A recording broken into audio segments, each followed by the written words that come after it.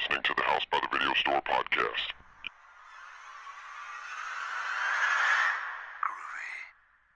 There's no more room in hell. The dead will walk near. We have such sights to show you. I kick ass for the Lord! Praise God! Give away! Welcome to the House by Video Store podcast. I'm your host, William. Joining me today will be Derek Netflix is getting sued. and Sean. What? Yeah, Sabrina, the show Sabrina. Why? The devil statue. What happened? The Church of Satan is like a direct ripoff, so they're suing them. So So the Church the- of Satan is suing them Sabrina? for like 100 million or No, it's like something. 50 million. So the statue in the show, The Chilling Adventures of Sabrina, I don't think it's. I think it that's doesn't literally include what Teenage no, Witch. That's literally what it But is. or Chilling Adventures of Sabrina. There's like a statue at this like school where they learn witchcraft, and it resembles It's like Harry Potter. a statue that was commissioned by like the. See, here's the thing though. It's not because there's like different groups that are like the Church of Satan. There's like an official group, and then it's not the official religious group. It's like a different group that's suing them, Mhm. and then like the other Church of Satan group says it's ridiculous.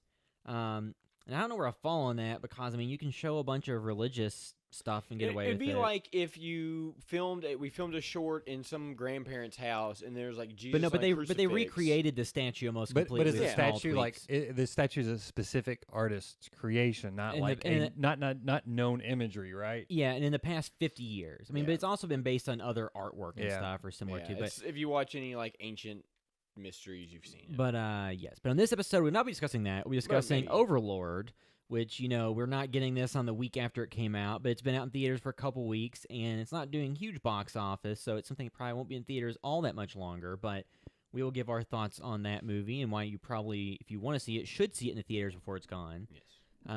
And that's not even like anything about the quality of the film story-wise. That's just the audio-visual quality. Because there's a lot of movies when you think about the in-theater experience versus the home experience.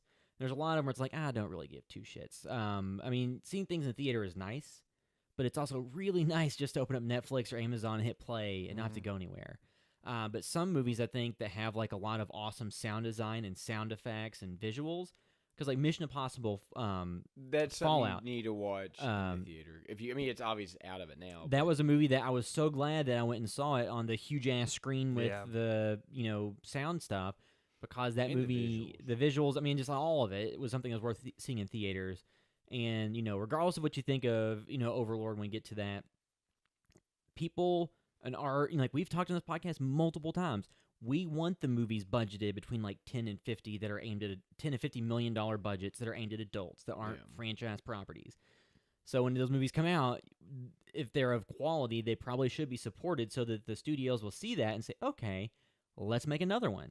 And we'll get more movies that have cool concepts that aren't tied to existing IP that will be Which, something out there. Thank God this was not attached to the Cloverfield universe. They would have had to do some incredible backbending to get this to back into the Cloverfield universe. At first, I know that was like the rumor, and then it's not. And it's And like, I'm so wasn't glad. that a false rumor though? Wouldn't they say like that was actually an inaccurate rumor They- to begin with? I think they kind of teased it a little bit to I maybe think get that a at little one buzz. point, I think at one point in the movie's production, they may have asked them if they wanted to take it in that direction, and they said no and didn't want to. I would say after Paradox came out to Universal, they were like, no. Well, I mean, the Cloverfield paradox had the Super Bowl commercial, which is the first time ever that they've been like, here's a trailer for a movie that's out not good. immediately, at midnight on our streaming service. And then the movie was a misfire because I think it seemed like kind of those, too many cooks in the kitchen. No, you know what? Cloverfield is just a tease. That's what Cloverfield is, a tease. It's like, but anyway, that's not. But that yes, point. but so It's all Bad Robot Productions. That's why it's relevant, I guess. But in case they ever want us to work on a project, they're amazing. So we really like. only John Goodman's We in it. really like 10 Cloverfield Lane. Yeah. Cloverfield's on Netflix now, so you can go watch that. We might do an episode on that at some point. Yeah, I feel like it's worth talking about. It's pretty cool. But yeah, so we'll talk about Overlord. But before we do that, we can briefly go through some things we've been watching. And two, since if you're listening to this, it's the week that Thanksgiving will be occurring, as long as you're here in the United States of America. I mean, it's still going to Some- occur, so- well, regardless okay, of where you're at. but it'll be you celebrated. can't stop it. Yeah, It'll be can't stop celebrated it, because like every now and then I'll look at the statistics and you get downloads from like overseas and stuff. Like, what is Thanksgiving? It's like, But yeah, You know, like that meme that's from the anime of like the person looking at a butterfly, and it's like, Yeah. is this a pizza? Or it's like all like, is this a? And it's like that meme. And somebody's like, is this Thanksgiving? What is it? But our short film Thanksgiving Dinner is directed in the style of Rob Zombie. You can watch it on our YouTube, on our Facebook. Did not put that on our Amazon Prime. Left that one off. Yeah, I don't know if it would it get pulled because Rob Zombie's name's in it. I mean, Would he sue Twin us? Trees. No, because Twin Trees is on there, and it says a David Lynch inspired whatever. So But are like Rob Zombie's directly in the name, and he cameos in it, so I don't know No, if he he would doesn't. he would sue us. he's He in does there not going, cameo. "Dabba-dabba-dabba-dabba-dabba-dabba, eat that turkey, ba-da-ba-da-ba-da-ba." No, but that was probably the height of our what do you want to say cinematic universe that we've created. Because everything's a universe now, so they all exist within each other. So that is the high bar we've set. Yeah, We have pulled stuff from other films. but I pulled Hazard into Volumes of Blood 2. so it's all connected, and then Speaking of which, there's a Volumes of Blood 3 in production. yeah, Not in production, pre-production. I guess. Volumes of Blood 3, Devil's Night. It's in a form So of if you've seen the other one, so Sean directed a segment in Volumes of Blood Horror Stories. Nathan Thomas Milner, who's been on the podcast, directed a segment in Volumes of Blood 1 and 2, and other people we've worked with on projects or known have been because Shelby, who was in Hazard and Brush with Death, was in Volumes of Blood. Julie was in Volumes of Blood Horror Stories. And some other people like so Jason. many people we can't review.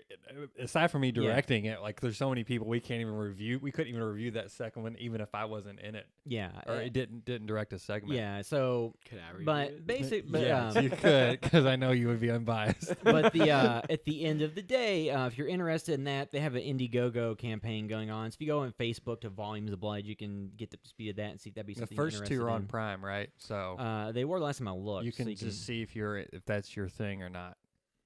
It's very, very low budget horror. because Not no budget, but yeah. Well, low budget. when we All talk- the budget goes into effects and food. when we talk about the world of low budget or no budget hotel filmmaking, when rooms. you hear about like Blumhouse, they're making it for $4 or $5 million, or for some of the sequels, we're it's more talking like like- 10. But we're talking about stuff. I don't know what the budget for that movie was. I'm saying like under $50,000 on the because there's a lot of movies that are in the local area or the independent film sphere. Because The Barn, which is an indie film that we talked about not too long ago, that's got a crowdfunding campaign. I think it ends tonight, doesn't it, or tomorrow? within a couple days, yeah. Yeah, it so. ends pretty soon. So The Barn 2 is getting a crowdfunding campaign. Wicked Ones is a crowdfunding campaign, which is the sequel to the Wicked one that had Dale Miller and Katie Stewart in it, who are also in Hazard. So there's all these like independent projects. And Dale going was on. in the stunt double in Halloween. Yeah, he was a stunt double for the new Halloween. the friend zone guy in the new Halloween. And also Tory Jones, who did the Wicked one. He was looking for somebody to make a mask or something. Or I think saw a you. mask I or saw you something. recommending Yeah, the guy. yeah. from Hazard. Brandon Crosland, who did the mask for Hazard, because he actually had just messaged me the other day. Because a lot of stuff he does now isn't just mask; it's just like display pieces. Because he said most people don't actually wear the mask that much. You know what I mean? Like they want to show them anyway. Yeah. So why bother making him wearable and not look as good? But he messaged me the other day saying, "Hey, I'm thinking I'm going to expand my skill set and get into like some doing practical effects and all that stuff." So I tagged him in that. I'm like, I know this Yeah. isn't practical effects, but in case you kind of want to start to get into that wheelhouse, I just Yeah. hope somebody just like gets a mask and they just get caught doing weird stuff in it like, all the time. But Why you do this? but let's see. Stuff that we watched recently. Real quick. So I watched Lore season 2. So Lore is the podcast. Initially, it was a podcast where it's hosted by Aaron Mankey. The podcast is still going on. Yeah, it's still though. going on. It has like other offshoot podcasts and a book and all that stuff. The podcast was basically taking historical events and going through what the kind of lore or urban legend or story about it was, and then going more into the reality of what happened. So, what some of the people thought was a vampire that inspired Dracula, like what the real story on that was, and stuff like that. So kind of interesting, cool things. Like you would see like a lot of History Channel shows about stuff like that. This is just podcast form. Hosted by one guy. So then the first season was just kind of recreations with his narration Yeah, it was going literally under just like it. episodes of the It podcast. was That episodes were of the podcast where they had people acting out, and they had some, T2. they had some like known people in it. Yeah, T2. Season 2 went in the direction of it's all cinematic, no voiceover, no contextualizing. I mean, like some of it, like at the end of it, would have a little bit of text on screen or something. It's like they never figured out, blah blah blah. But the second season to me was incredibly weak and not something that I enjoyed very much because the episodes, the first one was just really weird because it had this kind of like Ocean's 11 knockoff type vibe to it, but it was set in like the 1800s or something. So it was like this weird story set in the past, but with contemporary music and styling and something that would have seen very much in style and, you know, after Ocean's 11 came out, like as a movie in that vein, and it just didn't really work for me. And then the episodes after that, there was one or two that were enjoyable. So you kind of described the Heath Ledger movie where he's like the jouster. Knight's Hill. Yeah. Except, that, I mean, it wasn't as fun as that. It was... Yeah. But I mean, it just reminds me of that 'cause And- it's like they and- had like rap music and they danced. And some of them were, you could tell they're very low budget because of the way they shot it. So I kind of preferred the narration. And it's funny because a lot of people complained about that and said they hated it. And But I was then, like, but that's where the and show then came all the from. reviews for the second season say, where's the narration? So, Yeah. yeah, if you really like season one, you can watch They're it. like, but, we listen to you guys. I mean, here's the thing: the podcast I still enjoy. I think that to me, the show worked better and it would felt more organic as just an extension of the podcast versus this kind of cinematic anthology show where there's not any real context given in these stories to tell you, is this just a wild variation on the truth or is this what people think happened? Yeah. Because some of the episodes, like after the fact, I go re-up on them. And like, there is nothing that backs up this reading of the story. So Where'd they just get this from? Vastly different from the first season, which is just like, this is It why seems this like happened. they tried to change it up because of feedback, and I think Yeah. they'll get feedback because I think this season, or at least right now, the show on Amazon Prime has a pretty low rating, like 2 stars out of 5, which for any series, cancel it. I mean, I don't know that how they're handling that. I mean, I think if they do a third season, they'll probably change it up again. which isn't bode well because do you go back to the original or you just Or or I do mean, you it might be done. I don't or know. do you do like a simulcast, like you have one half the screen is like the current version, the other That's half the cost screen. efficient. Yeah, just make 2 full. Put different on episodes. headphones if you want to hear narration. But it's let's- by like who'd be the worst person to have it narrate? Like Gilbert Godfrey is now the narrator instead of Aaron Mankey. Let's see. Also saw Bohemian Rhapsody, the movie with Rami Malek in it. That is the Freddie Mercury / Queen biopic. So I wasn't initially keen on seeing that, but a number of Julie's friends were going to see it. So I was like, sure. And I have, I don't have Movie Pass anymore, but I have the Cinemark Movie Club. So if you're in the U.S. and you have Cinemark theaters around you, it's not a bad deal because it's $8.99 a month, but you get 1 movie pass per month. You never have to pay any online fees when you buy tickets through the app.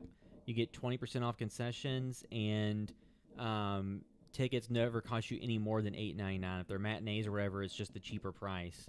And and it is, to me, like with Movie Pass, there's a lot of anxiety about trying to use it because you're paying for it. As opposed to this, the tickets roll over from month to month, and it seems like a lot more. It seems like a lot more sustainable model because the other thing that stubs A-list for AMC theaters, they're raising the prices and all this stuff. Yeah, I was kind of thinking about that, but I'm like, man, There's only one AMC theater in this region, Yeah. and I really don't like it, so I'm not driving all the way out there. Yeah, it's like pretty much the closest to me. Like the movie theater is about the same distance, but that's where I used to always go, is Stony Brook when it was not AMC because I liked it better Oh wait a back minute, then. Stony Brook is AMC. I'm pretty sure. I thought it was Or the. maybe not. I'm thinking it's the one that's out by the huge church. No, that's not that's- AMC. No, that's like, its own thing. Yeah, that's its own Yeah, thing. Stony Brook is the Escape. AMC. Oh, And well, I don't it's- remember. Which and it's not. I don't know. I've been well, impressed. regardless, there's all these Movie Pass deal things, and most of them seem like they're not going to last that long because Movie Pass is going under, and the others that were trying to imitate them are like, even at double the price are having problems making it profitable. But but the movie, so very much follows the standard blueprint laid out for pretty much every biopic. If you've seen Walk Hard, the story of Dewey Cox, which perfectly lampooned the music biopic, this follows pretty much the exact same, blueprint of you start out as a nobody, they grow to fame, they have problems, and then some seminal event from their career is kind of what you end the movie on. and that's kind of how a lot of those movies go. Except Dewey Cox like died with the boner because he took Viagra or something. Yeah, So whatever. I don't think it's ended quite the same as Dewey. No, I'm just Cox. saying, but like that structure. Yeah. And it's a movie where a lot of people have problems with how it treated the reality of things and the timelines and all that. I'll say the movie itself was, just hearing all the music and everything, that was an enjoyable experience because the movie is presented. If you didn't know anything about the facts, you would probably really enjoy it because it's just, a biopic that covers a lot of stuff. But a lot of the things that are getting it slammed by people in the media are just inaccuracies in terms of when exactly things happened, who exactly did things, and making things kind of, making it the fact that Freddie Mercury did solo albums, a lot of tension within the band when other members of the band had already done solo albums before him. Mm-hmm. So a lot of things they manufactured tension, and they made Live Aid seem like this big part of big turning point for them, and they made it seem as if he knew he had AIDS at the time, but in real life they said he likely wouldn't have known until 87. So there's just a lot of things that kind of got played with a little bit for the purposes of storytelling that may not have been accurate, and that makes a lot of people hate it and not even want to give it the time of day. But, if you're into, if you like Queen's music, it's an enjoyable enough in-theater experience watching it with good acting, and then it just sounds really awesome, and it's enjoyable hearing that music and, like, the performance pieces and stuff. So it's enjoyable enough. They were just caught in between having a good time at theaters and doing it justice, basically, and they split it in the middle, But the thing is, like, I understand that everybody wants these to be, like, pitch perfect accurate, but, The Social Network has a lot of made-up stuff in it, and it works. So anytime you have a movie based on real events, if you do it just as it's based in real life, a lot of times it'd be boring. Yeah, it'd be kind of boring. So I understand why you switch things around. I know the members of the band Queen, the surviving members, signed off on. I'm not sure about Freddie Mercury's family and estate, but how was Mike Myers in it? He wasn't in much, but he was enjoyable enough. Yeah. Because it was only after the movie ended when they rolled the credits that Julia realized it was Mike Myers. Mm-hmm. And I was like, I like Mike Myers. I don't know that I need to see another Austin Powers, but I'd like to see him in something. He kind of just dropped off. Well, He he's was on done the Gong Show. Yeah. And then as he that was character or whatever. Like, Yeah. the Love Guru or something. Well, what they need to do is I don't know what he played, like that British TV host. Like they were trying to act like it wasn't him. It was a game show. Yeah, I know I've seen stuff for it. But yeah, so like he's somebody that I enjoy seeing in things. Like hopefully, he can, like, 'cause he was in Glorious Bastards in a good role, like played straight in this movie. There was some comedic elements to it, but he wasn't a huge part or anything. But I thought he did a good job. So like, don't bring back Austin Powers, but do something else. I've been talking about Austin Powers. I know he's been in the news talking about it. So it's like the Me Too movement stuff and all that. But so that watched that. Trying to think if there's anything else I really watched of consequence. Didn't get a chance to watch Buster Scruggs, the new Coen Brothers movie that's on Netflix. Didn't get a chance to watch the other stuff. So those are the main things that I watched aside from Overlord. Obviously I watched Overlord. The other thing I watched, and this has been a couple weeks ago, but I watched the Chilling Adventures of Sabrina. And does anybody else watch any of that? Yeah, I watched it all. He covered it last podcast. Oh, you did? Okay. He watched it all. Did you like it? I enjoyed it. It was kind of like pulpy, light fun. Yeah. Nothing that was like super heavy or like a must watch, but it was enjoyable enough. It was pretty enjoyable. I didn't really know what to expect out of it. Checked it out. It's fun enough. Like I binge watch. It was when I was hurt off work because I'd hurt my shoulder, so I didn't really have anything else to do anyway. But I ended up watching like the entire season, like 3 days. But I really enjoyed it.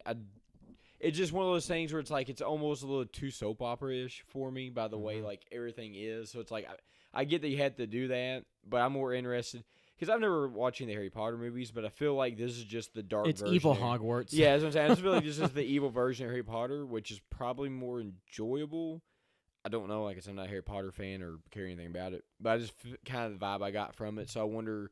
So then on Amazon Prime, they have Sabrina the Teenage Witch. The ABC the sitcom ABC from the with 90s. Melissa Joan Hart. So I've kind of went back and watched some of that. And they're the exact same. And they are very different. And some of the first episodes are like really cringy to watch, just because like there's an episode where like she manifests a giant flan and everybody's eating it, but like they're on their hands and knees eating the flan, and it's really just weird looking. So if you want to watch some really cringy, I watched a lot of that show. Like, Yeah. now that you're saying that, I'm thinking about like just the relationship with her and her boyfriend and like Her and the different- cat. Yeah, like I just remembered a lot of that show. Well, I watched a it's- crap ton of that. It's not the first season's kind of hit and miss. It's real, but you can tell the budget was a lot lower. Yeah. And then second season it gets better.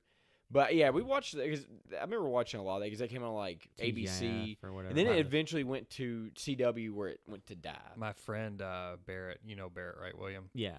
He his younger sister Sam, she loved that show. She was like obsessed with it, and she was like probably like 7 or so. And they had their parents had another kid, and I don't know if she helped with the name, but they ended up naming it Sabrina, the other kid. And I think she kind of pushed the parents to name it Sabrina because she was obsessed with that show. Sabrina. No, it's just funny because like, you go back and watch it show, and it's like I don't know. You go back and watch some of these shows. There's jokes on it there in the '90s. I'm like, I don't think they would talking do it about today. connecting stuff from the 90s, the actor that played Balky from Perfect Strangers is in Sabrina as the principal of the school. He was also in yeah. Beverly Hills Cop as the Yeah. guy. He's like Yeah, art yeah, dealer he was and the stuff. gun sale. Axel, Yeah. He was the gun guy, wasn't he? the guy that gave him the boombox gun in the third movie. Okay. Yeah, it is funny when you see that kind of stuff. You're So- like, you see these little. Paul Feige Paul Feige. is a teacher in the first season of Sabrina. Sabrina. Because I was like, The that guy original one. Yeah, it seems kind of familiar. I was like, oh, okay. And he's only one season. But anyway, all I've watched really was Chilling, which I really enjoyed it. Apparently, they have a Christmas special coming out. Which will be interesting. Yeah, it'll be See if there's interesting. Backlash. I do enjoy it, but again, like it's just kind of like Evil Hogwarts to me. I haven't Yeah. watched it, but I just assume that that's what it is. It's people casting spells on people with stuff, and Yeah. so I'd be interested to see the second season. And Apparently, they, they filmed get, 2 seasons. and they give an erectile dysfunction spell to some dudes, which is yeah, what people in real life will probably use magic for more so than, the Republicans would ban it. but yeah. so Know that. that was what you watched Do the then. opposite. Yeah, that's what they. So then, Just that spell in Jonathan, I watched BlacKkKlansman. which I need to see. I want to see. Yeah, I've been wanting to see that for a while. There's a bunch of stuff I have on my list to watch, and I've just been too busy. But I'm to afraid that watch movie's going to be anything. too reverse racist, so. That's a joke. Yeah, That's a joke. It's super good. Super. I mean, yeah, everybody in it is awesome. It's it is about. It's got Kylo Ren and Who- Venom. Yeah. Who directed it? Spike Lee. Spike Lee. Did you see where the newspaper incorrectly named Stan Lee Yeah. as Spike Lee? yeah, yeah. Spike Lee dies. and it's Yeah, picture of Stan 95 Lee. and Stan Lee's like, damn. it. So yeah, it is about a Colorado Springs police officer, black police officer who Who has to infiltrates yeah. the KKK. And Adam Driver is also in it, and then Steve Buscemi's like brother, which I didn't know that. I was like, man, that guy looks like Steve Buscemi. I know it's not him, and he kind of reminds you of him. And yeah, I guess it was his brother. I don't know where he's been at though. This is his first role. Yeah, it may be, but he's like, he looks pretty old. Steve Buscemi's not young. It's like, dude, where have you been? Like, you're really enjoyable in this. And maybe he's been around and I've just missed him. Or maybe he just decided to start acting all of a sudden. But yeah, super enjoyable. The KKK members, all those actors are also awesome. They do a great job of being like real dirtbags. And also, it's very timely in that some of them are almost more diplomatic, much as some far right wingers are now. You know what I mean? They're like, well, there's good people on both sides. exactly. Yeah. They there's some in that show who they think because they're acting a certain way, they're like, oh no, I'm not like some of these other crazy members, I'm more respectable or something. Well, it but still, shows- you're all like It shows shitbags. the more things change, the more they stay the same. And when people act like- like things have changed vastly, there's yeah, still a it's lot of the yeah, same and undercurrent. it is a detective story. Detectives are undercover and stuff, so it has some of those tropes. It's based on a true story. I don't know how accurate it is, but Maybe it's more accurate than Bohemian Rhapsody. yeah. Who knows? But either Or less. way, the way it's presented, it's more about the themes of the film anyway. You know Yeah. what I mean? Like, it is about those themes where it's fine if some of the inaccuracies don't line up because, we don't care if it's one-to-one. It's kind of about the real truths of the film are true no matter what, But again, like I said, the cast is stellar. There's one guy that as a KKK member that plays like a huge dumbass. And did you guys see I, Tonya? Yes. I haven't. So do you know like the one like bodyguard? Yes. That is just so like, how is this guy this good at acting? Like, is Yeah. he this really this guy? He is in the film too as a KKK member.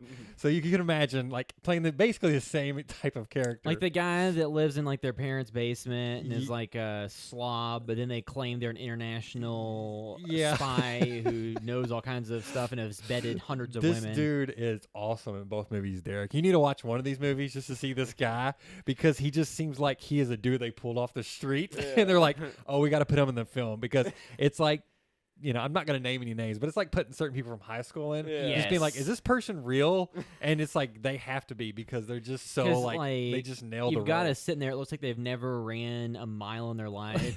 And like, yeah, I almost qualified for the Olympics in 1996, but Oh, this is I didn't want to give up my pot habit, so I just dropped out. This is slightly different, but apparently in Blazing Saddles at the end where they're like fighting in front of the studio, there's an elderly lady that was not supposed to be in the shoot, but she like refused to leave, and they just had no choice but to shoot with her in it. So she's just in a bunch of random shots because she wouldn't leave. So they're like, all right, Thank God it works for that film. Yeah, you know? it worked. They But had it's to- funny, they like they know. would pan over and she would step into it, and Yeah. it was like they didn't want to like get rid of her, so they just kept her in it. But yeah, super, stellar film. Just great ending, just all around. Like I said, it has your typical detective tropes, police story tropes, but it's all handled really well. My wife was kind of emotional at the end too. You know what I mean? Like just kind of because she is thinking about those bigger themes of just being Because like, she was man, why upset are-" that they arrested some of the Klan members. Yeah, no, but you know what I mean? It's just like, just depressing, it's just depressing that like, okay, film was set back then and it's like, Yeah, it's just on the rise again. Something said that long ago is so relevant today, and people don't even get the parallels. Like, oh, yeah, my and there's just so, obviously there's little dialogue drops in the film, like little dialogue choices that would not have been made 10 years ago. You know what I Yeah. mean? That do connect it to today. And it's not like, there's some that are like a little bit too much on the nose. I'm not saying Yeah. it ruins it, but it's like, oh, that's like one where the audience is like, oh yeah, Donald Trump. Yeah. There's a couple. There's like one of those, but there is some also some very well placed dialogue that's like, it Well, really does it reinforce and sounds- connect it to It would be today. very Like nice it, if they made a really meta reference and just looked at the camera and was like, It Donald sounds Trump. like it's a lot less emotionally exploitative as No. Tales from the Hood 2 is up on that. See, to I be. haven't seen that, but this also, even though it's some of the stuff is a bummer, it is handled in a light and fun way many times. Well, I mean, I guess too the difference and is very funny because it makes fun of terrible people. But too, it's also a budgeted film that's a period piece with an inherently interesting, coherent story versus an anthology that kind of jumps around. Yes, and yeah. Tries to just trade on. Do you agree with our stance? And if so, enjoy this. Yeah. I mean, If Of not, course, you got not Adam enjoy Driver this. too, who's Yeah. like one of the best actors right now as well. Like I said, everybody in it is really, really good. I highly recommend it. Like I rented it from Vudu just because it was. yeah, I need to watch that. I've really been wanting to see it. We basically like got my daughter. We're like, okay, she's been up all morning. We might be able to get her down. Sometimes she takes a long nap. Got her down, just rented it immediately. Just like, oh, I don't care, $7, we're renting it. Because if I do, Play. I figured if I do buy it, I'll probably buy the 4K. I was like, I'll just rent it first instead of just buying the digital. I'll just make sure I like it this much, which I do. I do want to buy the Yeah. film now, so I may just buy it and then can let you borrow it or whatever. But Yeah. but you can go to Redbox and rent it for like $1.50 or $2. For cheaper. Redbox. But yeah, I highly recommend that film. as long as you Definitely turn it back in time. one of the better ones of the year. All right, so we're ready to get into Overlord now.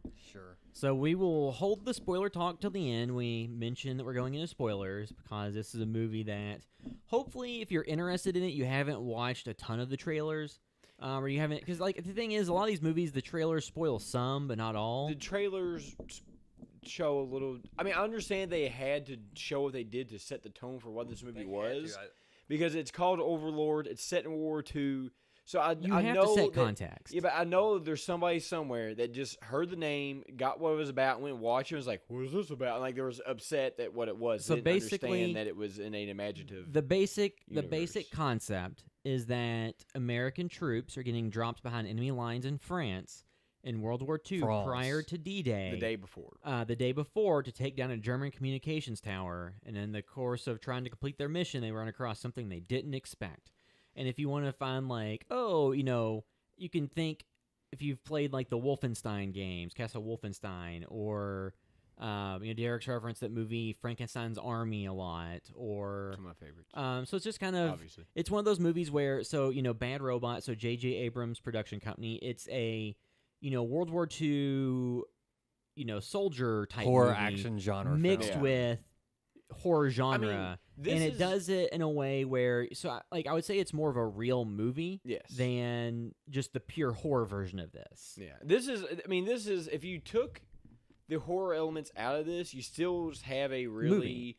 just pretty decently strong World War II movie, because it still follows like there's the invasion spot. I will say the opening to this movie is probably one of the best openings to a war movie I've ever watched, because it starts off with we're not going to get into complete spoilers, but it starts off extremely intense, and this is where we're talking about the sound design in it. Yeah, because that Is alone, amazing. to me, the sound design alone in that beginning made it worth seeing in So- a theater.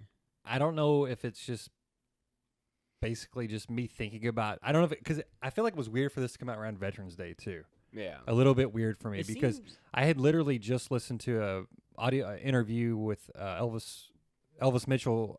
Did an interview with Jessica Harper from the original Suspiria, and she's in the remake, and on his podcast and radio show, The Treatment. And she was talking about her dad being in World War II and having PTSD, and they didn't really know to call it that. And she didn't Yeah. know until her mom said, like, she did a podcast series interviewing her family and telling her life story or her family's story.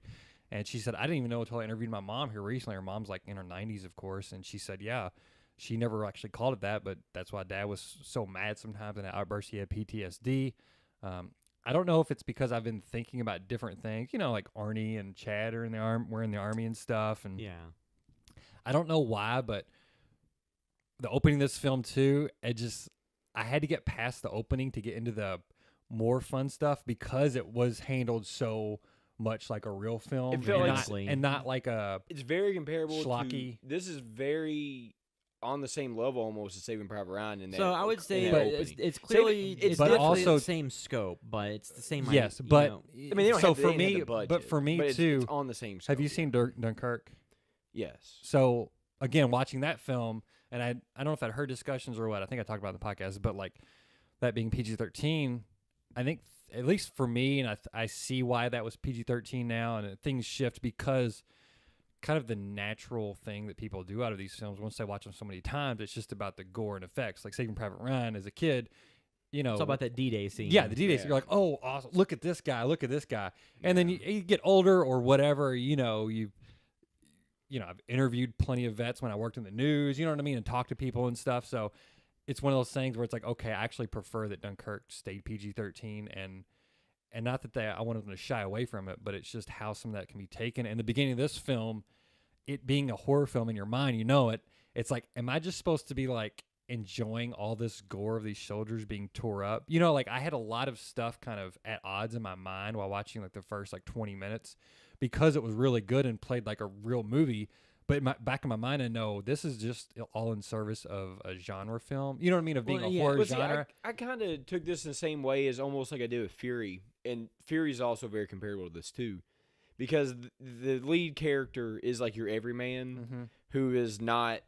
Like I think what the beginning of this movie sets a tone is like this is not because this is not America. You are not. This is not that safe place that you think that it is. So I think for me, when I look at the way that movie begins, I didn't take it as like a very genre. Just look at the gore. To me, it just set up like you're in the shit. This is real now. yeah. This isn't anything. This is like you're in it. And it kind of sets up from that point on like there is no safe. Like, For sure, there's nothing for is sure, safe. yeah, for sure. And that, to it me, just- that's right But I away, get what you're I'm saying, seeing all this, and I'm like, they're watching this stuff, and now I'm thinking about, man, these guys are gonna have PTSD like crazy, like seeing this horrible that's thing, what- that's like what I took, because I was yeah. already thinking about that stuff going. Well, you into think the about how movie. dramatic that would yeah, be like in that so situation. it just kind of offset me from it trying. It's it's supposed to be a fun genre film at the end of the day. Well, I mean, But it's at odds, and it's using this real Well, I think- event but that around was- Veterans Day, I which don't- this is like kind of weird Well, that it was announced. It was released around then. I don't think, know. like, regardless of the movie's box office performance, I think this will do absolutely amazing on streaming services because I think it's already kind Yes. of gaining a cult, audience and things like that. To me, the opening of it, so without, like, spoilers, like, just to give you a general idea, you have it opening into, like, a battle type scene, and then it Well, goes it's from kinda there. safe first and- though, and then and when then it you- hits, it hits. And then it's from that point forward. There's moments of kind of quiet and figuring things out, but there's a lot of stuff dispersed throughout. To me, like having it be presented as a like when I say a real movie, I'm not putting horror movies down in any respect. They're trying to, I'm just saying you're not watching a Friday the 13th. You're Yes. not watching an Of the Dead, Dawn of the Dead, or you're watching. You could take like the first half of this movie and put it if you in a took- war if movie, you or it took could have, out- yeah. Yeah, if you it took fits. if you took out the elements that weren't just straight, World War II Americans versus Nazis and stuff, if you took those elements out and just change what the plot was a little bit, you still have a compelling war Yes. movie. Yeah. So I think that what this is less of a. Well, I mean, I guess it tried to be a number of things, and the box office performance isn't showing that it succeeded, but Well, no, me, it didn't succeed as far as audience. I don't. Yeah. Box office does not equate I quality. think for the in audience, slightest. it's working. But I think that part of it is you have because a lot of times you have the tightrope if you have horror mixed in with other kind of genres. Of is this a full blown horror film with these other elements just to kind of vary it up for the horror fans, or is this a mainstream film with horror elements in it to kind of create a crossover across a larger audience? And I think this was kind of going more for the latter of the standard film with the horror elements for a crossover audience. And I think the timing of this, But also too, it goes pretty hard in the horror elements. Like they don't skimp out on them. Yeah, I mean, which I they- think is a good thing. yeah, I mean, because and two though, like a lot of things now kind of get blurred because when you look back at stuff, American audiences still. Violence is fine, sex is not. Yeah. In terms of what is acceptable for an R rating or for TV ratings or whatever. Because like The Walking Dead can have gory blood and people getting eaten alive and guts pulled out, and it's still on TV, and it's not rated R or whatever, or the M, and it's not rated M. But they can't pop a boob out or a ball out. Well, They can never, show- They I never think pop a ball. You can out. show fully exposed buttocks as long as there's no genitalia visible for men or women. But just like this movie is kind of the ones where I think if you've watched like The Walking Dead and a lot of like these modern things, you're probably kind of desensitized. Like there's one scene that I think might cause people to be kind of like because of what they're showing on screen. But the rest of it, I think, is right along the lines of if people play Call of Duty, if people have played any of the kind of popular video games the past 15 years, they've like there's nothing in here that's out of line. Like I think this would be an interesting companion piece with Inglourious Bastards. It's in because- that kind of universe. Because Inglourious Bastards is a story that has, like some of the characters from this movie would work in Inglourious Bastards and vice versa. Yeah. Because if you pop Aldo Rain into, the Brad Pitt's character from Inglourious Bastards into this movie, it works. I think that would be fine. Yeah. And vice versa. If you took Or if- Wyatt Russell. I think it would be more than fine. I think it would fit Be even amazing. better. Well, and actually, the funny thing is, you also take another Brad. If you watch Fury, if you take any of those guys from Fury, they also work in this. But, which Brad Pitt's in it. don't you put no Shia LaBeouf in it. Yeah, you can I'm put just Shia joking. LaBeouf He's a in good it. actor. And when he's not, doing his weird Shia- performance yeah. projects. But Yeah. the thing about like I said, if you took out the kind of supernatural element from this movie, you have So- something that could probably kind of play kind of like Inglourious Bastards, depending on how you. Yeah, so kind do of it. what we're saying is like this is why we talk about when we talk about comic movies, superhero based movies. If you take the comic book element out of it, do you still have a good movie? And this falls in line with that, like like you really want to do this with the X-Men movies? Derek? I'm no, just no, kidding. no. I'm saying, but I'm like just kidding. Logan Yeah. or like you Yeah. take stuff like that. But it's Yeah. like if you 'Cause take Logan this out, kind of took the superhero Yeah. stuff out anyway. yeah, and it's like, but if you take that out, you still have a movie. I still think though what happens is this movie gets lost in the shuffles because it's just kind of it's a weird It release. came out weird. The right after the timing of it, I think, is a weird thing because I know, like, initially they had talked about seeing like footage of it when they didn't know if it was a Cloverfield movie or not. Yeah. Like, it's kind of a weird timeline because they put it out in October, I think you don't October want it- would have done better. but you don't want it to get buried under Halloween. I will say this: this is better than Halloween. So I think that I'll say it's Another better. like type of war movie. I think Yeah. it's better than Kong. Also, Yeah. you know what Yeah, I mean? Kong Like as Skull far as like Island. Yeah, this is sci-fi, better. I would much sci-fi, rather- yeah. like that's Vietnam era. But I think this is better than Kong. But you know why? This is original. And I say original in like it's Yeah. not based off of a pre-existing A property. It IP. has. I mean, that ideas isn't have been- necessarily why, but I think No, a but lot of it's- things. It's, but it's nice to have Yes. something that's not Well, and like two- previously but attached. unfortunately, that's why Kong did so Yeah, it did so gangbusters. well, and that's why And Halloween Kong did wasn't well. bad. No, it it just was kind of. entertaining. Yeah. Summer fare. This is a movie I think like would probably been better to put in the summer slate or early October. Yeah, I think late early. September. honestly, I would February, January, February too. No, You know that's what I- true because you can, a lot of Yeah. times. I mean, that's kind of that in past years. February and January were kind of dumping grounds Yeah. for studios like problem projects. Because like before Cloverfield Paradox got picked up by Netflix, it was probably gonna get dumped to like a February release like this year or something. But That's what I was thinking when I was watching this. I'm like, man, it sucks. It's not doing well. Like they just pushed it 2 or 3 months. Like Yeah, I think it would have done a Well, lot it better. came off because you came off the high of Halloween, and then you get there wasn't enough advertising for there it. wasn't either. enough advertising for it. I mean, I got a lot of stuff on Facebook, but we kind of or Instagram because we kind of fall into that. 'cause Since what we we're- since we post our own stuff that falls on all these demographics. Yeah, we get it. ourselves are in those Yes. demographics. But like it just in a weird spot, and then you had the Grinch came. Wasn't it competing against the Grinch? Yeah. So you have it competing against the Grinch, and then you have Here- Bohemian Rhapsody here come out, also- and you have all this other Watching the stuff. film, I was like, here's also the death knell for this film, and it may have taken a lot more than just moving dates. Is the fact that a lot of horror films, the people who go to watch them are teenagers or younger And it's audiences. rated and it's rated R. No, not that it being rated R. It's that it's a World War II movie. Those Yeah. younger people don't want to go see a World War II movie. That is true. Typically, and I was thinking that's why I think this film probably But what really did not work that Yeah. well in the box office. and the thing that sucks too is like again you kind of have your generic World War II characters in this. Yeah. You have your like I don't want to say wholesome, but your wholesome everyman. Mm-hmm. Then you kind of have the More hardened soldier. you have the more hard and mysterious soldier, and then you have your wise New York guy. There's Your always kind of quirky character. yeah. You have your little quirky guy that like you just know is Quit not gonna bothering make me, it. kid. Yeah, but you have kind of like everybody in there. Then you have so it kind of checks all the Then you World have the War II pretty movie boxes. girl that yeah. they happen to run across. But she actually is very capable. In this movie, she is one of the more capable. So something characters else in I the will movie. say that I had seen some people complain about, and I thought these were stupid complaints, considering the fact this is a World War II movie that has what it has in it, the fact that they picked these things to nitpick about, there wouldn't have been an African-American soldier mixed in with white soldiers, in an airborne drop situation at that point in time, blah, blah, blah. It's like, so here's the thing. Historically, there may have been all-black paratroopers and things like that was what occurred.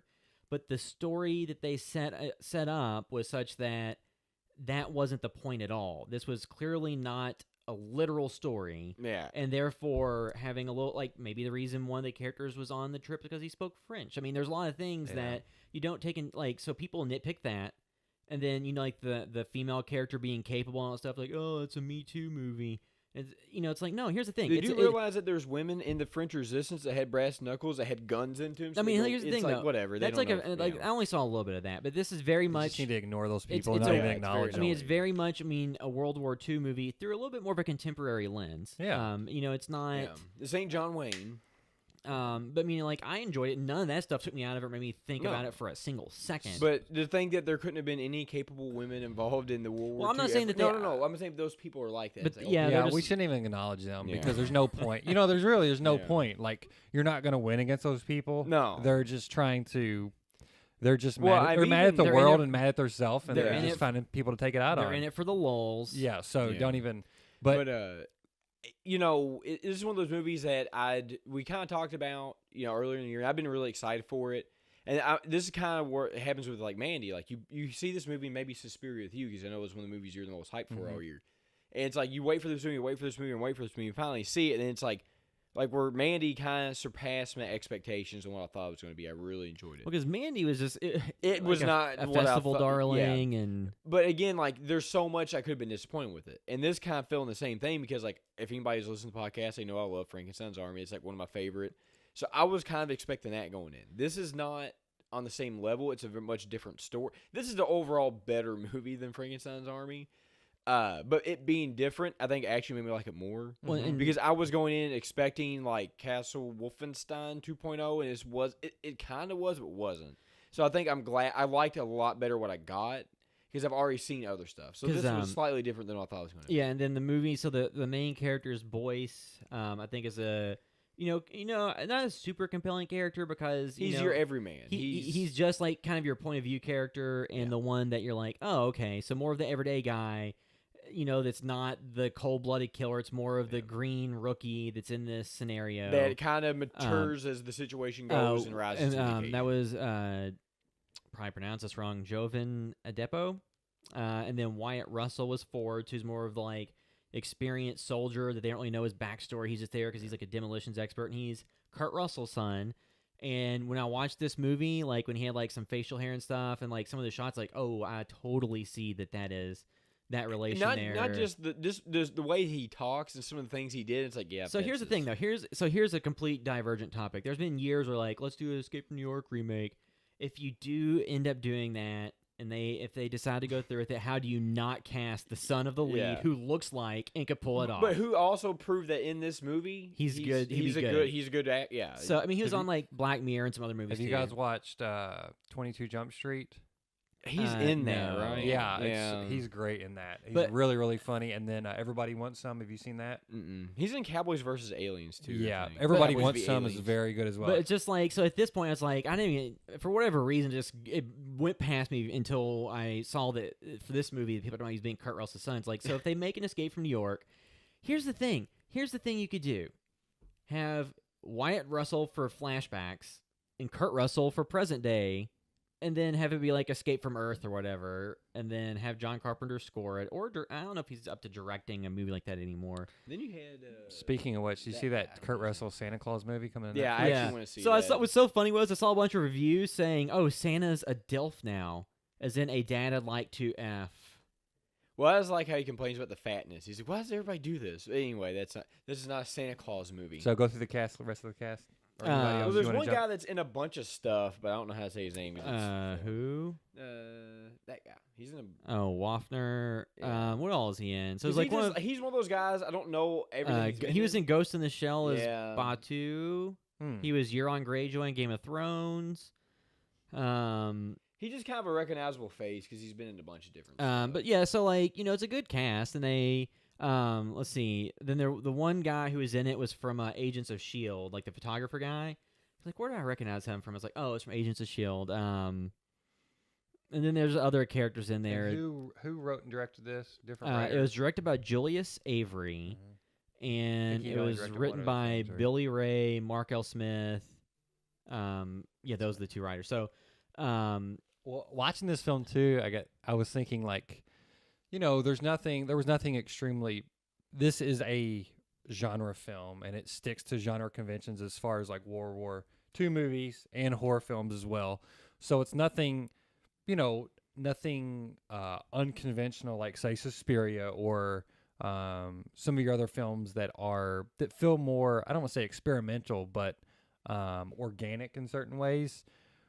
But it's written very tightly. Like I was thinking, if this was a script submitted in a screenwriting course, it would get an A+, because it just keeps moving. Everything folds in on everything, and it folds in on itself. And there's setups and payoffs, and you see some payoffs coming. You see some things like, we'll just say there's a lighter that shows up in the film. Somebody's lighter, and you're like, okay, that's probably going to get used later. Chekhov's It's lighter. like very obvious things in the film, but it's enjoyable in the context of it being a genre film of this ilk. It's just written very well. So no matter even the direction's well done too, but because it's written so well and so tight, it never gets boring, and it always keeps moves. moving. well, like there's no There's not a lull in wasted this. scene, I don't No, think. there's this movie. I don't even know how long it was, it's an hour and 50 minutes. but it didn't need to be any longer, and it didn't need to be any shorter 'Cause because it's it moves so fast. Because they have a little bit of downtime where a little bit of character building, but they don't spend an insane amount of time on that. It's Yeah. enough to properly get you grounded in kind of what the characters' motivations and personalities are. Yeah, enough to get you with- invested. One thing they did well too in this, you got you invested in each individual character where you liked them. So it's like there were stakes. 'Cause a lot of times, like as much as I love Frankenstein's Army, there are no stakes in that movie. You don't One, care. one, two, And this one, you care about the character. and two, like the movie sets it up such that characters aren't safe. I mean, yeah, they lay out enough things happen that you think that at any time something bad could happen. And like the gruesome imagery, like it doesn't go to torture porn levels or anything like that. This actually wasn't as gory as people had led me to believe that it was going to be, because it's like, or maybe we're just desensitized. I to think gore. we're more I feel like it's- desensitized. I feel like it was There's some hard above stuff average to watch. gore for me as far. Well, it was, let me tell it you- was like gorier than Halloween. yeah. Outside of the war scenes, as far as like the Oh, then it got to where it's like that. To me, the goriest stuff and the scariest stuff was probably actually the war stuff. Yeah. Well, you had and the then weird- some of the stuff that one of the characters just saw happening. Yeah. Like so, like here's the thing: it's peppered with enough throughout, and I think to me, grounding this story, because like World War II is one of those things where we've talked about this with true crime, but war movies, mining real tragedy for entertainment. There's a line. it's a tricky thing. But I think with World War II, a lot of people thought, oh, it's like the biggest conflict this planet's ever seen. And it was long enough ago that there are very few people still alive from it. I mean, there still are some, but that number is going down. And it's one of those things where there's not, a ton of people who are... Because, like, if you make something about there's been a ton of movies made about the Iraq War and things of that nature. And that's a lot fresher because a lot of those people are still around. I mean, even the guy, the American Sniper guy, Chris Kyle, passed away.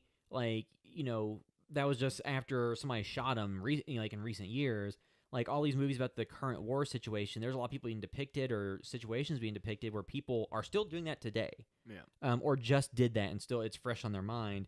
As opposed to World War II, even though Sean, like you're saying, like some of the imagery in this movie could evoke that PTSD or those feelings for people. The World War II happened in the 40s, so like there's a line there, and World War II's been used for a lot of entertainment properties. Yeah. And this is also, like just in a fictional universe. So I think it's like because, like we said, because the idea of like like I say, it's just some stuff I'd been thinking about. And it was kind of weird. I was listening to a podcast too that Battlefield 5 came out. It's set in World War II, yeah, and they talked about how the beginning of this, it kind of tries to bring weight to the war, but then it's like, okay, but then you spend 100 hours just shooting people on a battlefield. You know what I mean? Yeah. Like, what is the point? And it's like, well, is it insensitive to not say anything? Like, are there people fighting on one side, like saying, hey, we at least need to acknowledge, like, this wasn't just something fun. Like, Well, there's consequences, this long-lasting effects that affected families. Again, even if it's kids of the families, as far as what their parents had to go through with PTSD or whatever, like, so it's just a weird thing that we are still dealing with. It's obviously the mass audience for this film did not serve in World War II. Yeah. But, it's just very much part of our history, and it's something we, that is still talked about all the time. There's World War II movies made all the time, and there's for a reason why. You know what I mean? Like, Yeah. Civil War, a little bit different, but also, too, that was, that is also still relevant today, Yeah. Well, I think a lot of it has to do with the romanticism around World War II. Yeah. Because, World War I is not romanticized on the level of World War II. Now, Civil War was slightly romanticized, with like Gone with the Wind and stuff like that. But that was a very in much today's there's still- worshiping of. But there's still just a infatuation with World War II that we would never get over anything else. Well, because I think it's like it's one of the single biggest global conflicts. And I think it's the last global conflict of that magnitude that could ever exist without being a world-ending event. Well, not just that. I think it was one of the clear-cut things where it's like, yeah. These groups of people were bad. Now, not maybe that doesn't mean that every single individual involved, but like the Axis and the Allies. Axis, like it was obviously like these people were bad, doing terrible things. These people were doing whatever. So it's like you have clear-cut good and bad guys, and obviously too, our perception of it's a little bit different because we're Americans and not Germans or not. Well, I mean, because the thing is, like, not every German was for the Holocaust. No. Not every not every person in Japan was for their government teaming up with the Germans. Not all Italians supported joining up with the Germans. So, there were clear-cut bad guy leaders. Like all the leaders, Mussolini, Hitler. they were all aware of what was going on. To think but so like, a movie like this, I think to me, it was entertaining. It was very well done. and I don't think it went. It didn't go so far with like the genre elements that it kind of would just take anybody out of it. Because I think like our dad, like Derek, our dad, who watches a lot of more straightforward stuff, would probably enjoy this. Yeah, I think so. I think this is a movie that gets in front of a general audience. They could enjoy it. I just think that like whatever the marketing and the timing, whatever it was, it just feels like they didn't really I pull was together talking the right to Derek formula. too. Obviously, if you're going to see a film, you don't want to know too much about it. But I never got a good feel on what was actually, what the experiments were or whatever, that they're hiding.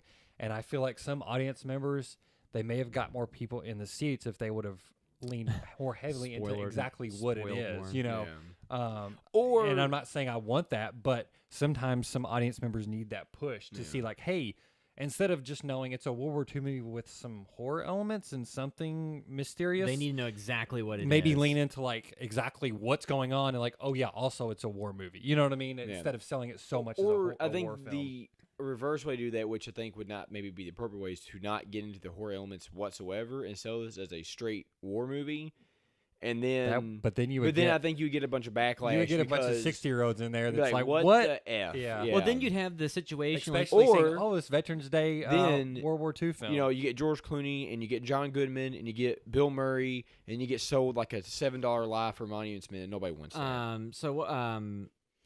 The Drive, there was the lawsuit against Drive because a lot of the trailers made it look kind of like a Fast and the Furious type film, and then it was definitely not that. No, I mean, this is a weird you movie. sold me a better film than I was expecting. This is a weird movie. This to movie wasn't about market. family. They never even drank there a was no Corona. barbecue. There was no Corona. There's no Tyrese.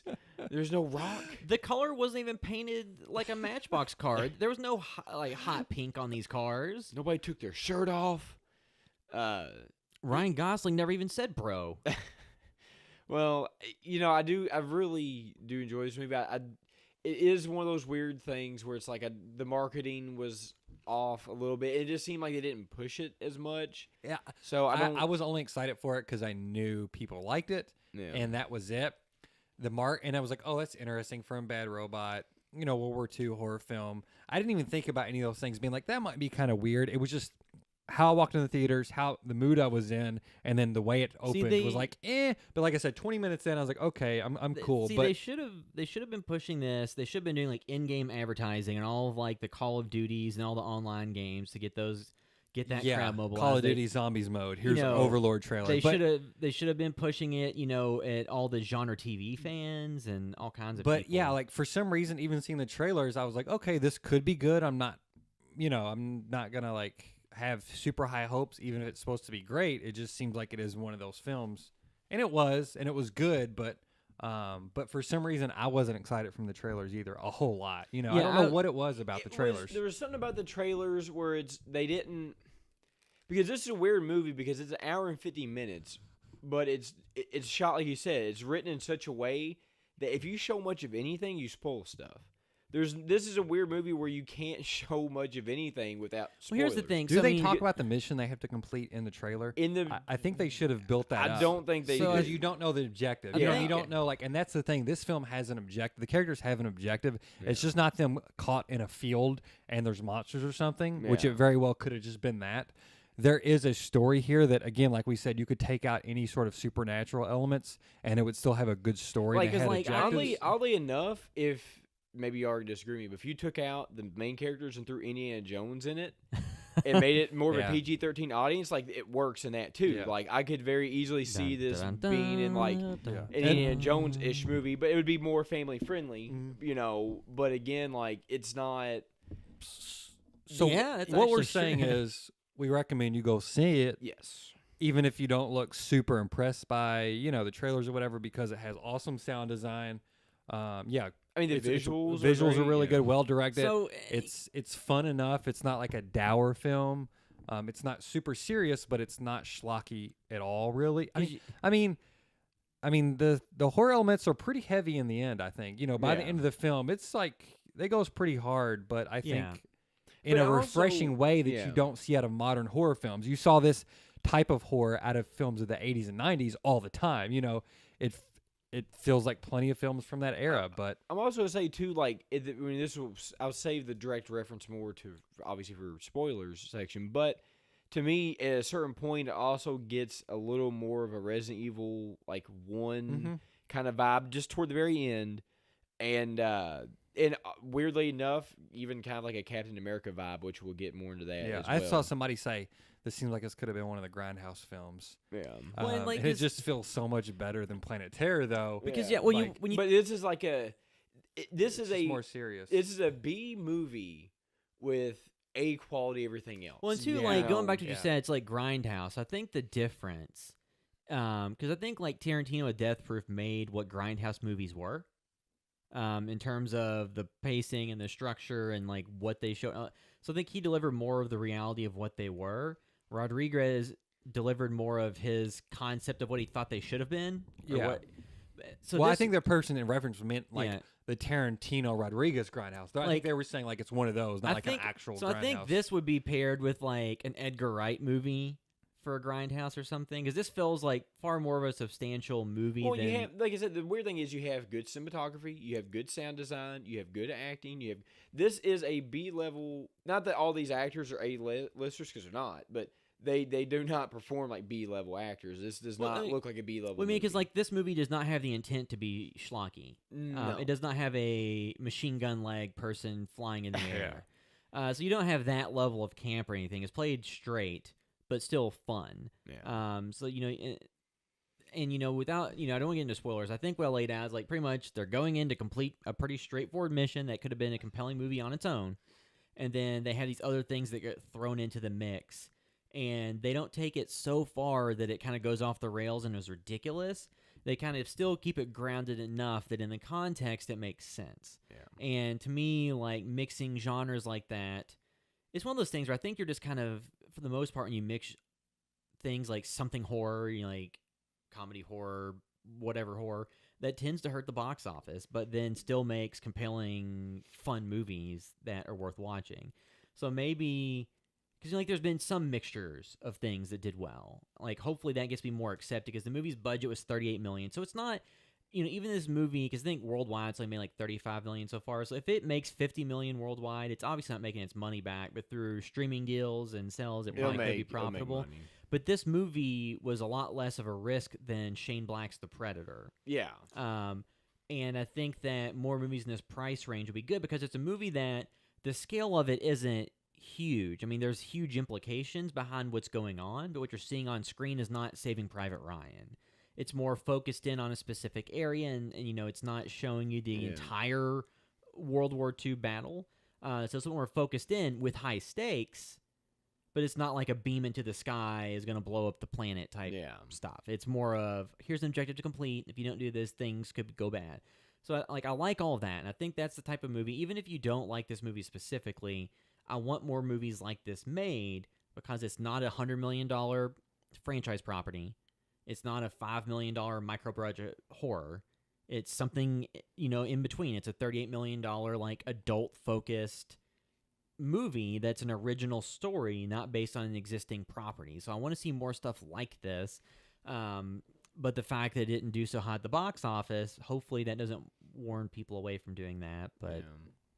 But too, because there's like, what was it? The Girl in the Spider's Web, the new, that the new came movie. out. I can't believe that's already out. The new movie in the Girl with the Dragon Tattoo series, this time directed by Fede Alvarez, came out and it kind of bombed too. No, that's an adaptation sequel. They didn't market that much. They didn't either. market that. Like, they No. must have gotten into that and just thought, oh, why do we make that? Because Fede Alvarez had just done Don't Breathe. So he'd done the Evil Dead remake, which made good money. And then he did Don't Breathe, which made good money. So you would think he'd be kind of set up to do whatever he wanted. So I'd be interested to see what he saw in that script that sold him on that property. Because they had Claire Foy come in and be Elizabeth Slander. Slander or whatever. So I heard that she does a good performance, but just like the movie itself doesn't seem to be all that compelling. The trailers I saw for it weren't really anything. Wasn't that, Daniel Craig in the first one? he was in the first Man, one that was I directed love by that. David Fincher that's that a had Fincher film, Rooney yeah. Mara. So I love that first one. It's so good. So that was just a weird kind of choice and timing of it too. It seems like a bad time because that and Overlord came out the same weekend, I think. Yeah, and I think they Grinch came out.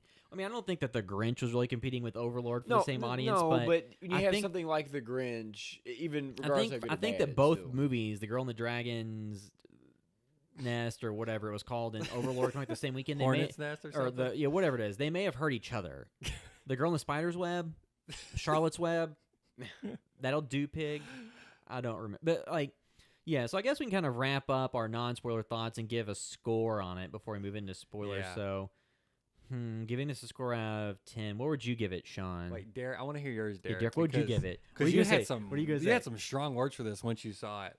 Yeah, it's like I said, this You going back and forth a little bit. well, it gets the Mandy syndrome because it's one of those things where it's like I was waiting so long to see it, and then I saw it and I really like it.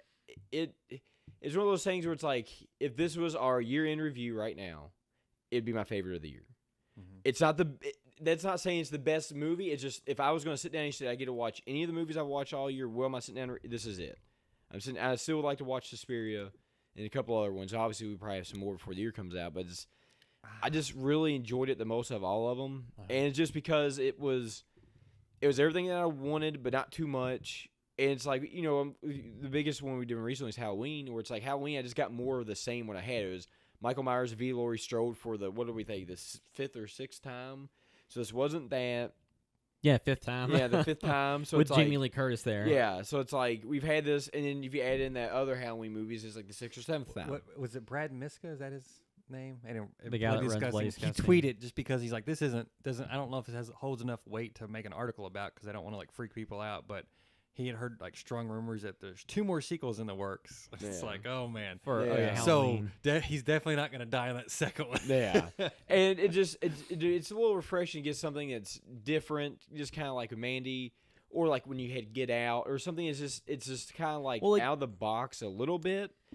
And I just really enjoyed it, and two, I think to me the performances sold it because you liked everybody in it so much. You Yeah. didn't want anything bad to happen to any of them, and so I'm at a 9 out of 10 on it. I really enjoyed it. I'm gonna buy it when it comes out. And it seemed like the crowd that I was there with really enjoyed it too. And it was one of those movies where like it went by so fast. It just like nobody talked. There's no phones pulled out. It just seemed like everybody's very zeroed in on it, which you don't see that a lot. Even at some of your bigger like blockbuster stuff, like you'll see people get kind of bored or check their phones. Yeah, I hope this gets them more work. The writers and Yeah. directors. Even though It the was box really office good. wasn't well I received, think like, you can see the promise they there. put together a good product. Oh, I completely forgot to tell my theater story. So I saw this in the theater. So I bought it through the app, through the Cinemark app, and it's reserved seating whenever you do that. So you choose the seat. So and it's reserved seating. Wasn't the general only way seating. I'll buy You had to tickets. buy the seat that you were going to sit in. It's you your had to seat choose at it. that permanently. So I ordered it, and I got like seat D4 because it's kind of like middle of the theater, dead center, because it was one of the smaller theaters. So I was like, okay, it's kind of dead center, close to the, like the right distance from the screen. You're not right up on it, but you're like middle of the theater, middle of the row. And then I get there, and there's a guy sitting in the seat next to it. And I had bought the ticket like 20 minutes before, so it's like it didn't look like he had purchased that ticket. He was just sitting there because he wanted to be in the good seat. So I looked at him, I looked at the seat. I'm like, I'm not going seats over and sitting in the crappier seats. I'm taking the seat that I paid for. So I sat down next to him in seat 4, and then he got weirded the hell out and like stared me down, and then got really awkward, and then he got up and moved one seat over and put his jacket in the other seat. And then I was like, dude, you picked the seat. If you literally bought, like, maybe he got his after I got mine, but like if you picked seat 5, which is next to me, you knew that someone had the other seat. So why would you He was hoping it was his love of his life, William. Yeah, and then you showed up. He's like, oh, God. So, but then I was like, no, I'm not sitting in a worse seat, so you can be, oh, no homo, I'm uncomfortable. I want the seat that I paid for. So that's just a lesson for anybody that buys. So 1 out of 10 for Overlord for William. no, so Overlord. I can give my score if you want to give yours last. I don't care. I'll give it 8 out of 10. I enjoyed it a lot. It's a movie I like to Yeah. rewatch. I think the concept, I want to see more stuff like this. And everything about it I enjoyed. I mean, something else I want to throw out too. it may have not gone as far as I There's thought gonna it be might no have. more Cloverfield films, but a bunch of Overlord films. You know what though? Overlord Lane. one thing I'm glad they didn't go overboard with it is because you look at the subject matter that it was. Yeah, if you make it too exploitive and over then the top. I think what they've done, and we'll get into this. I think there's a line, and they rode that line the appropriate amount without getting distasteful. Because if you went way more into it, then I think because this is parallels to the real world for what went on there. So then you get into and theories about all the different things that Yeah. The Nazis were into, Yeah. because there are all those things like, So- they were into weird Yeah, experimentations. so you and- rode that line Yeah. where it's, obviously some people could still deem it distasteful, but it did not go overboard, which I think a lot of your other B properties, if this had been made in the 80s or if this was more of an indie or if this is something just a little bit different, I could see very easily cross that line and getting into like well, uncomfortable territory. something I would say maybe comparable to, not in quality or anything, and the original Predator, in terms of you have the supernatural elements sprinkled throughout from pretty early on, Yeah. but you still have like a war story and relatable characters and I was the thinking about the Predator the watching that sci-fi too, yeah. elemts. Yeah, the original like 80 Mhm. Unfortunately, McTiernan, not enough Carl Schwarzenegger. Weathers. So I think that's like a comparable movie, not in terms of necessarily quality or how good they are, but They're both good. I mean they're both good. I think it's just like grounded movie with sci-fi element that doesn't overtake the narrative. Yeah, and that's what this is. And I think that's why it hit me just the right amount because it didn't go so far that it's then just because that could pull you out. it's I mean, there is some outlandish Oh, stuff in it, but what was the movie we watched when Jake came on and did that podcast? Life Force? Life Force. Yeah. It wasn't Life Force. Not much is. So for me, again, I think I was most impressed by the script, and it's not my favorite one ever because it stands by typical conventions, and it's kind of very clear to see like, okay, you see when stuff's coming, but because it sticks to kind of, I guess, the general rule book to screenwriting, because it sticks to that so tightly. It's always entertaining. You know what I mean? Yeah. Like there's a push and pull, and the further you get away, the more maybe experimental you'll get, and there's more risk to be taken, but more reward. So they play it very safe, but also they know how to write an entertaining script. It's not like they have a super strong, distinct voice. It's not like this is Tarantino with like a very specific cadence of the dialogue or Sorkin or something, but they can write a good screenplay and it makes it entertaining throughout. So, but also again, it's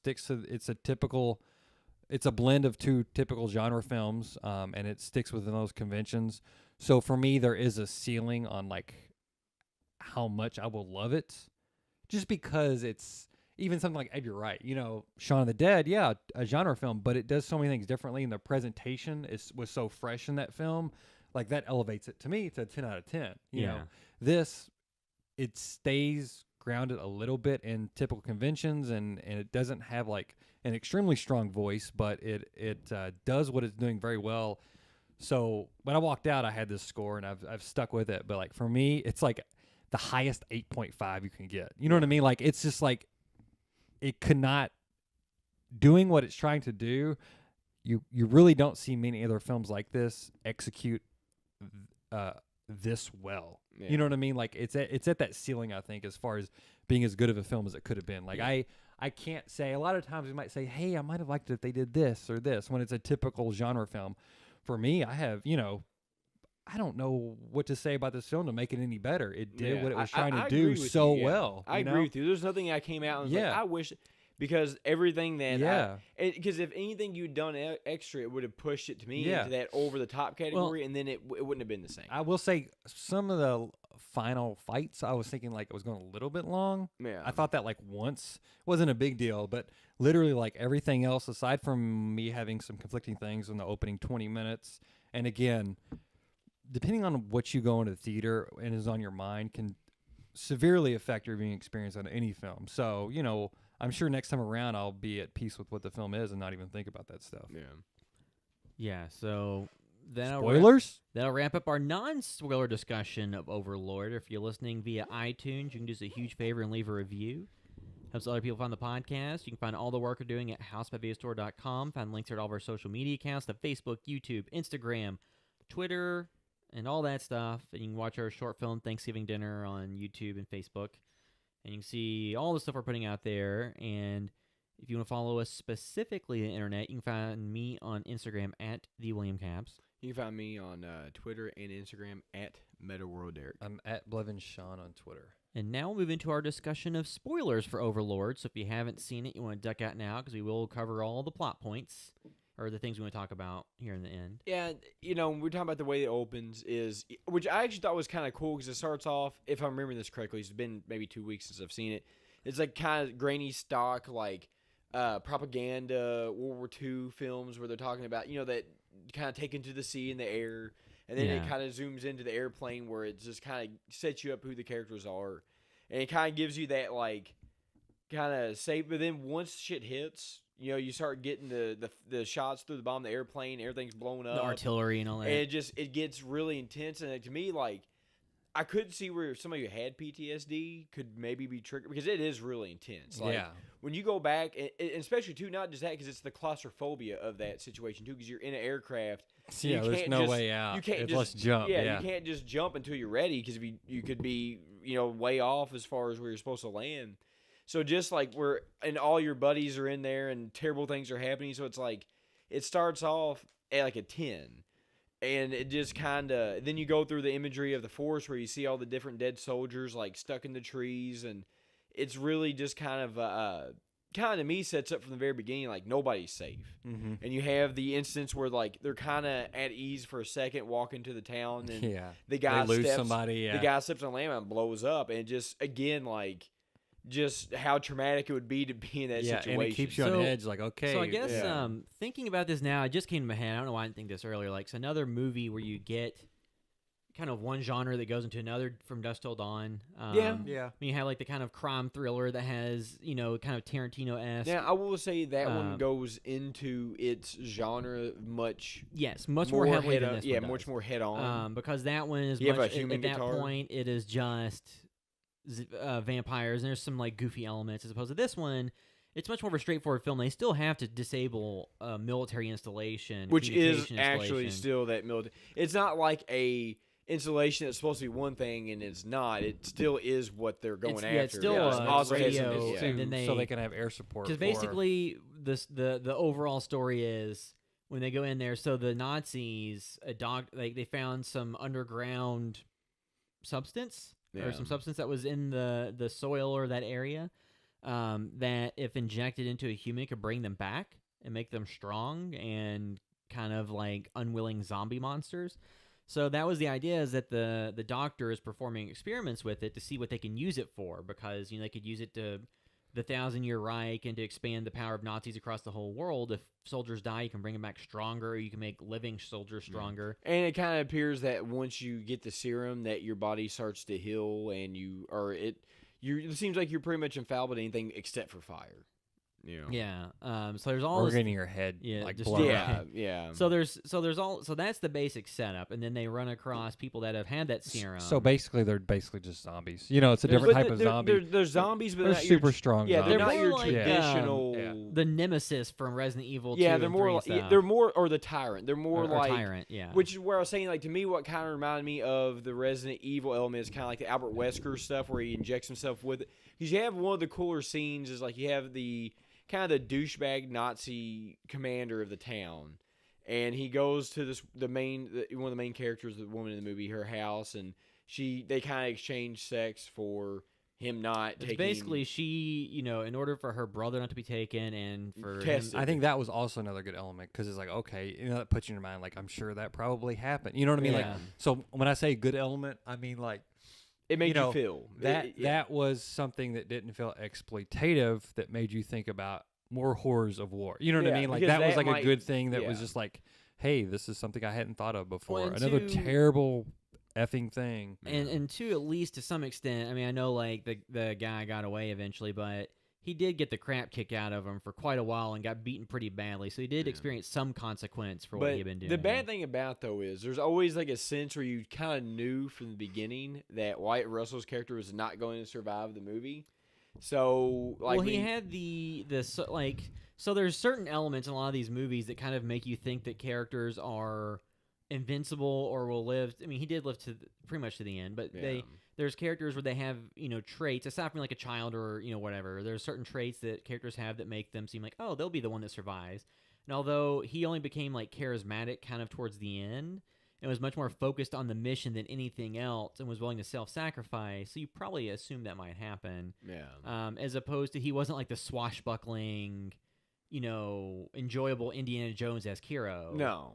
I mean, he had done his dirty deeds because, like, they get the brass knuckles out, beat the hell out of the guy, and do all the terrible stuff to him. But then, like, too, so the photographer character who you knew he wasn't going to when he got sent up there to undo the German guys, like, oh, this isn't going well. And then, of course, he gets shot and dies. He gets injected by Boyce with the serum. Actually, one of the best scenes in the entire movie, which is very different from anything else you see, which actually kind of upset me because Rotten Tomatoes released the video of that. It was a trailer they put out. And the main character accidentally, while he's going to the woods to regroup with the other guys that get sent out, like ends up in the back of a truck, which is full of dead bodies, which goes into the experimental facility. And then while he's wandering around, he kind of sees the doctor doing different tests with the serum and stuff. And then you see the bodies in the bag where they're kind of like mining the stuff out of the ground to get into the people. But anyway, you hear a woman say something in French.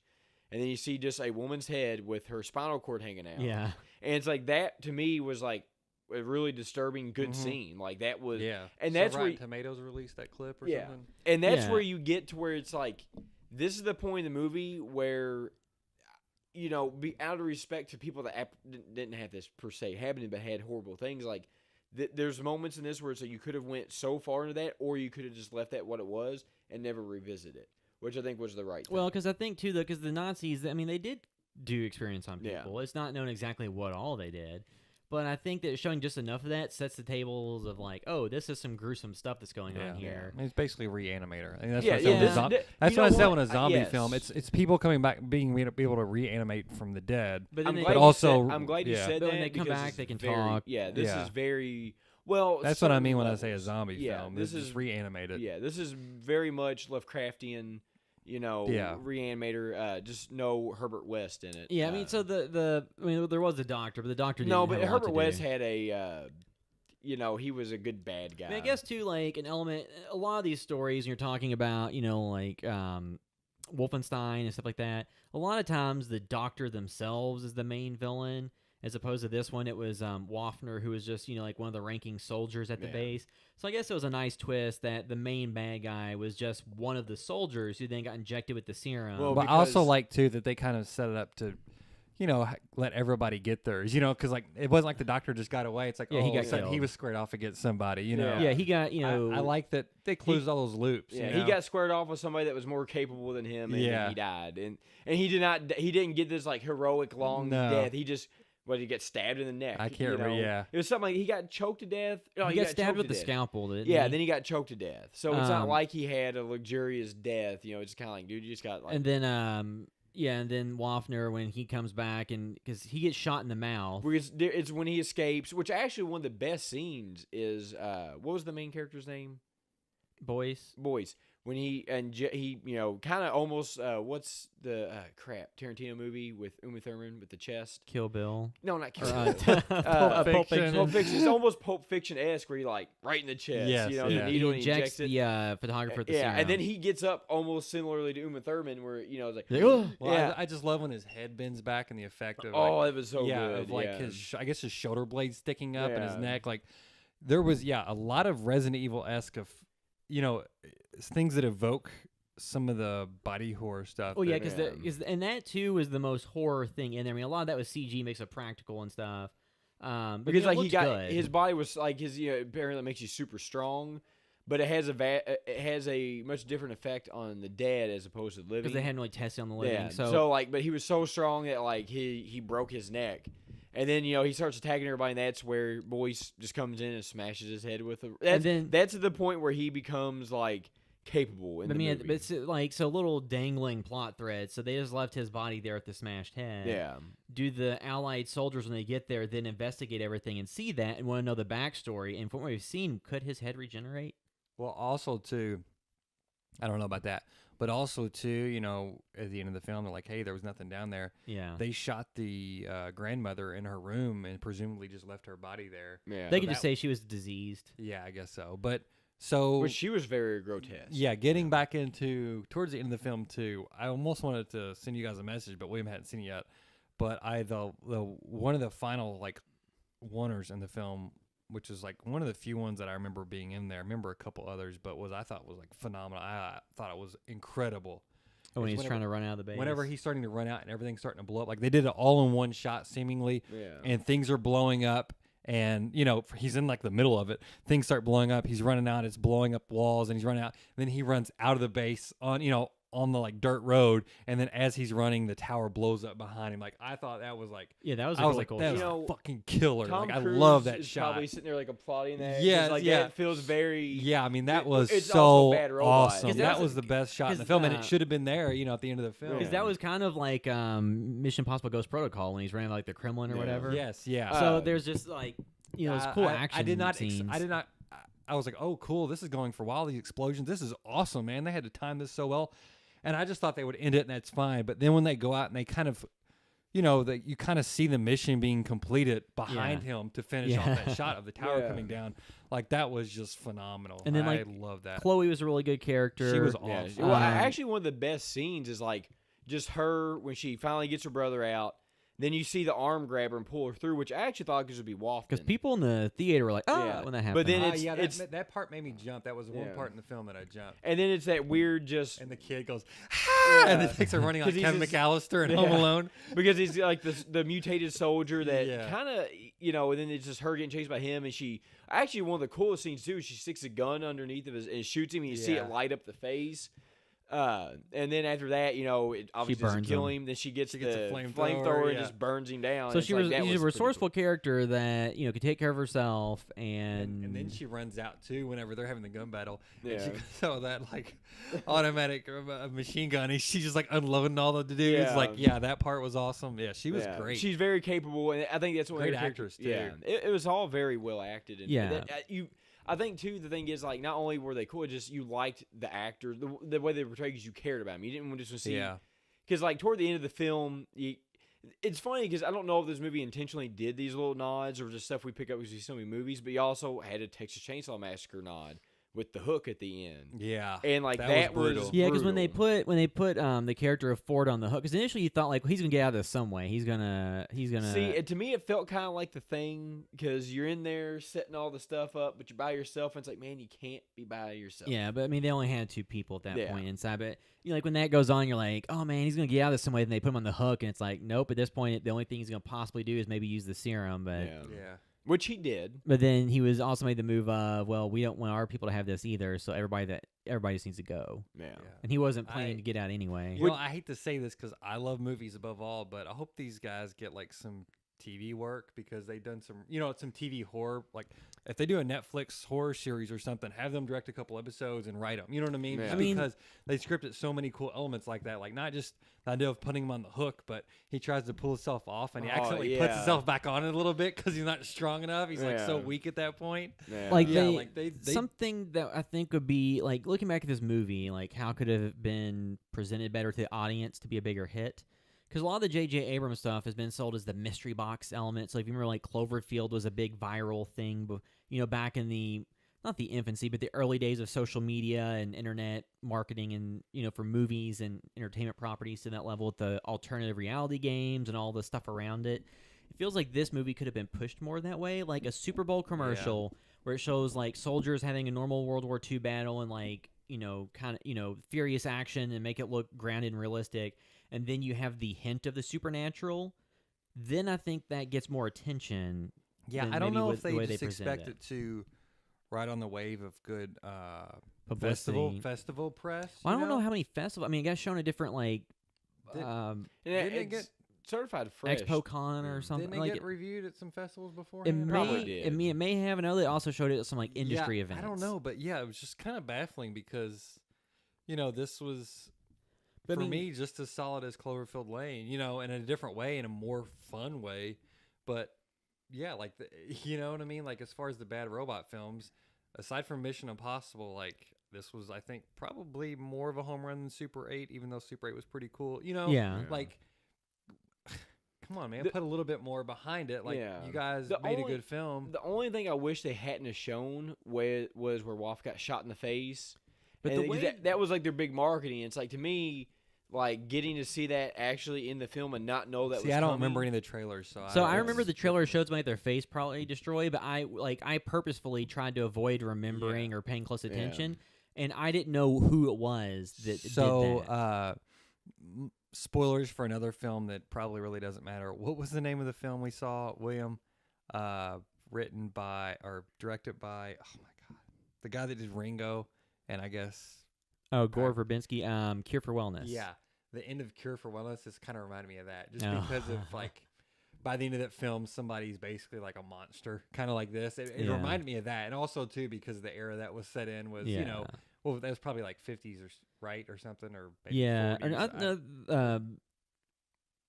Cure for Wellness is set in the present day, wasn't it? Because he was like an executive at a Wall Street firm or Oh, something. yeah, I guess so. It just had an aesthetic Yes, that was yeah. very reminiscent of like BioShock. Yeah, that's and- right. Yeah, he and was- the but 50s anyway, and 40s.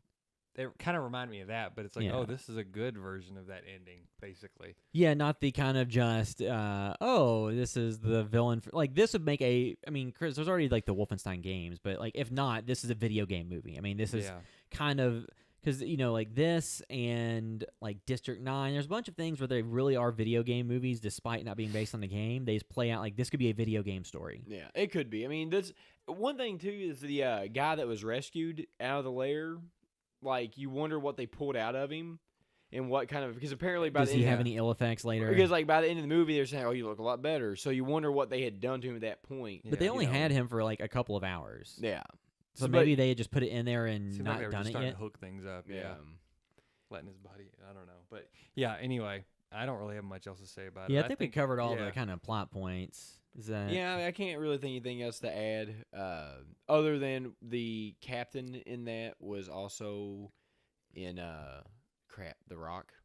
He got Oh, the killed. Sarge, the Yeah, sergeant. Yeah, the one that got killed at the very beginning. Yeah, I mean, He was really in The good Rock. cast. Even for like the small kind of bit roles, they had cool people. So, Should have said Nicolas Cage.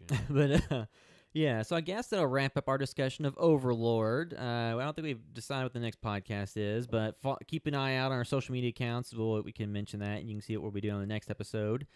But that'll wrap up this episode of the House by VSR podcast. Thanks for listening. Gobble, gobble. Gobble, gobble.